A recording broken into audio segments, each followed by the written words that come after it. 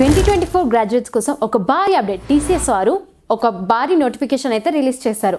ఆ నోటిఫికేషన్ చూసే ముందు ఈ ఛానల్ కనుక మీరు ఫస్ట్ టైం విజిట్ అయితే సబ్స్క్రైబ్ చేసుకోండి. అలాగే ఈ వీడియోని మీ ఫ్రెండ్స్ అందరికీ షేర్ చేయండి.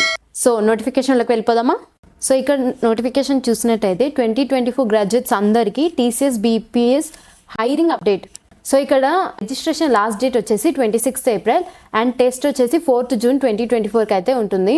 రిజిస్టర్ చేసుకోవాలి మీరు వెళ్ళి. దానికంటే ముందు ఇక్కడ ఎవరెవరు ఎలిజిబుల్లో చూసేద్దాం.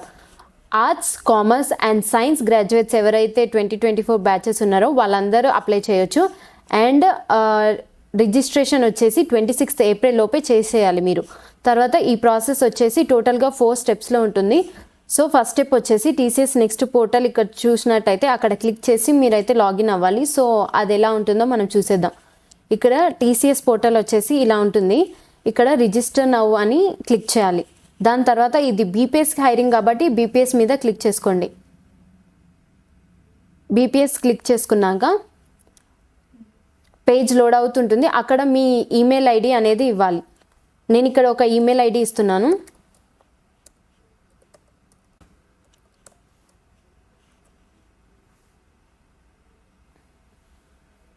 సో ఈమెయిల్ ఐడి టైప్ చేశాక మీకు ఓటీపీ అనేది మీ మెయిల్ ఐడికి వస్తుంది. ఇక్కడ గుర్తుపెట్టుకోండి, ఈమెయిల్ ఐడి మీ పర్సనల్ది ఉండాలి.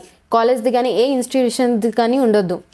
సో ఓటీపీ వెరిఫికేషన్ అయిపోయాక ఇక్కడ డీటెయిల్స్ కనిపిస్తున్నాయి కదా, Aadhaar card last 4 digits, name and date of birth. మరీ గుర్తుపెట్టుకోండి, ఆధార్ కార్డ్లో ఉన్న date of birth and me date of birth match అవ్వాలి, లేకపోతే మీ ప్రొఫైల్ అనేది రిజెక్ట్ అయిపోతుంది.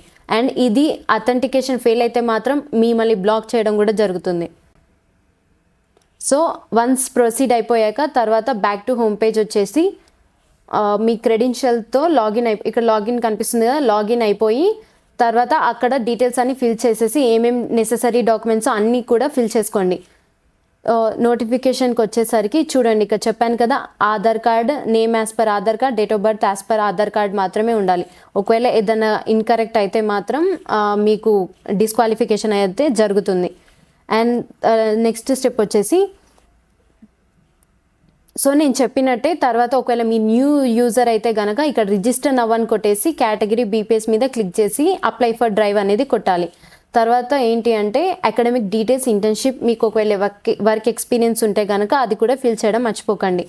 లాస్ట్ ఫైనల్ స్టెప్ వచ్చేసి మీ ఎగ్జామ్ సెంటర్ అడుగుతుంది. సో మీకు కన్వీనియంట్ ఉన్న నియరెస్ట్ టీసీఎస్ ఎగ్జామ్ సెంటర్కి అప్లై చేసుకొని మరీ గుర్తుపెట్టుకొని ఒకసారి టెస్ట్ సెంటర్ మీద చూస్ చేసుకున్నాక మళ్ళీ తర్వాత చేంజ్ చేసుకోవడానికి అయితే ఉండదు.